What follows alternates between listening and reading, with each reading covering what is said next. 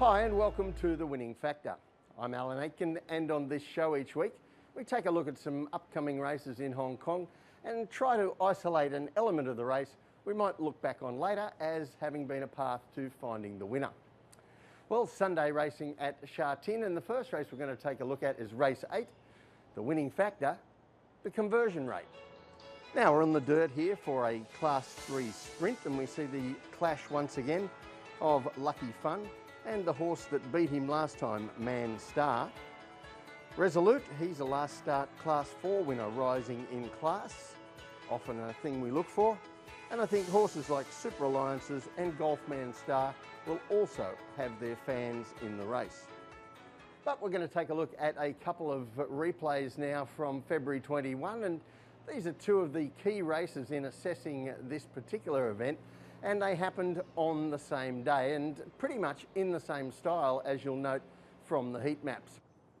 Firstly, race 441, and this is the Class 4, and this is Resolute, coming off a second to Lucky Fun his previous run. He's in black and yellow colours mainly, drawn inside, and he really confirmed the worth of that Lucky Fun form when he showed his usual pace.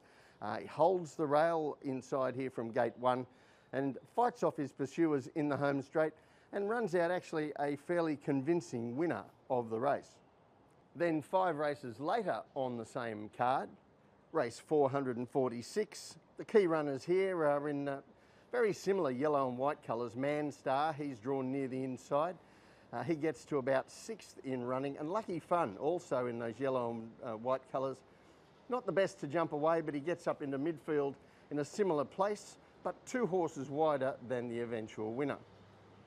But a key moment is nearing the 600 metre mark, and we see the head-on footage here. Lucky Fun, he's very green, and after being a little bit wide, he runs left at this stage off the track, proving hard to steer for Zach Burton, while the more experienced Man Star stays inside, keeps rolling up the rail, and that enables him to get what ultimately proved to be a winning break.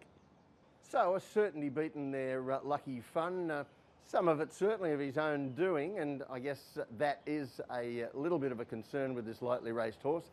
But his trainer, Danny Shum, has been finding a way to get it very right with these horses that set themselves up to win next time, and that's where the conversion rate comes in.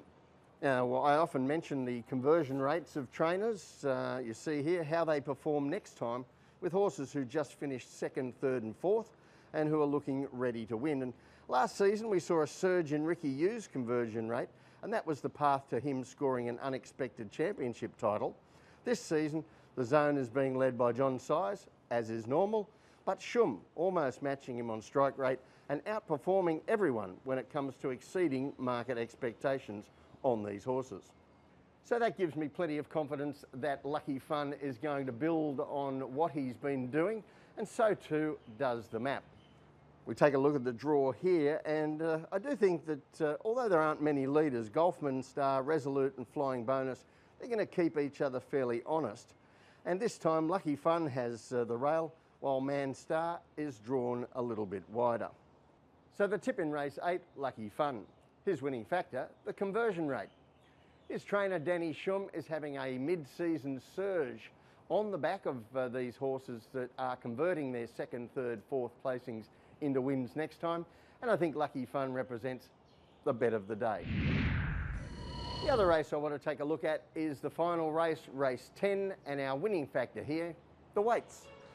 Well, this is the time-honoured Class 2, unofficially known as the Collection Stakes, a race where half the field is made up of 4-year-olds looking to stake a last-minute derby claim, and I think there'll be plenty of attention on 4-year-olds here like Berlin Tango, Super Football, Maximus, and even Czar, who was an improver last start. But I think there's also a spoiler amongst the older horses, perhaps Zach Burton's mount, Butterfield. Well, the reason this is unofficially known as the Collection Stakes is going back to 2009, and Collection, the Derby winner that year, was John Moore's best chance going into the feature event, but didn't have a lead-up for which he was eligible. So John Moore prevailed on the Jockey Club to tweak the conditions of this Class 2, open the top and allow collection to be eligible. He won it easily and then went on to do the same in the Derby. And as you see here, it's been a race ever since that has had significance for the Derby in 2 weeks' time. Like collection, Akid Mafid went on to win the Derby. Brave Kid was a close third. Waikuku in 2019 was an unlucky second, and others have had varied amounts of success going from this race to the Derby. So it's a key event. And the Derby hopefuls this year, I think we'd agree, are headed by Super Football, winner of his last 2 starts. We're going to take a look at the most recent of those.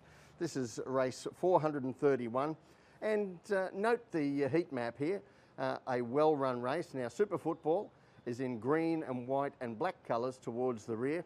And although it's not a crazy pace, it is a solidly run race thanks to Harmony Win-Win and his apprentice. It's a solid gallop.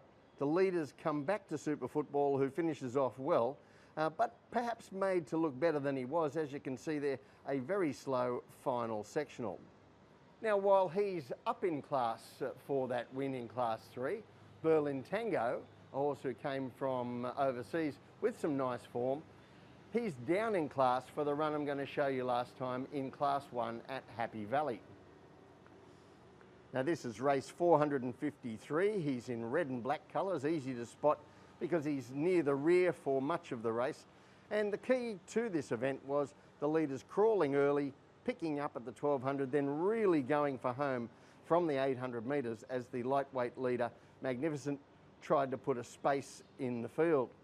Berlin Tango, well, he's still at the rear. He picks his way through on the inside, but the runs close up sharply. You'll see here around about the 200 metres, and he gets stopped at a stage when he was starting to make ground very quickly, and then looks to go to the line still full of running, although he finishes only 7th.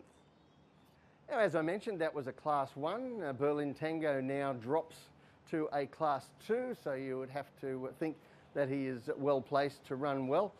But the other horse that I want to show you a replay of is Butterfield. Now, he's a 5-year-old. He was part of last year's Derby crop, and he's really just been minding his business to some extent, running good races without winning in normal Class 2s.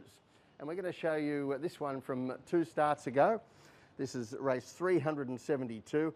And Butterfield, he's in blue and white hoops, white sleeves, and he's sitting just off the speed in a race that was mostly slow. There was a sprint from the 800 metres and not really a staying contest. So lighter weighted Assimilate, he's able to sprint very quickly, too quickly for the ones at the front, and Butterfield keeps on solidly for a close-up 6th. But the change for Butterfield is in the conditions of this race, which I mentioned earlier were tweaked to make it the race that it is. But what it means is that despite not changing class here really, Butterfield drops significantly in the weights after carrying top weights in Class 2s recently. He has only 122 pounds in this one, so he's suddenly become very well handicapped and gets Zach Purton and an inside draw. And that inside draw also a benefit when we look at the map, because he's been starting mostly from gate 11 recently, with a couple of others thrown in, but he hasn't had an inside draw for a while that would allow Purton to save him in the run and be able to finish off more strongly. And you'd have to say that there's a doubt looking at this map on whether Super Football and Berlin Tango are going to get the same kind of setup with a fast fraction somewhere as they had in those replays. So the tip in race 10, Butterfield, his winning factor, the weights.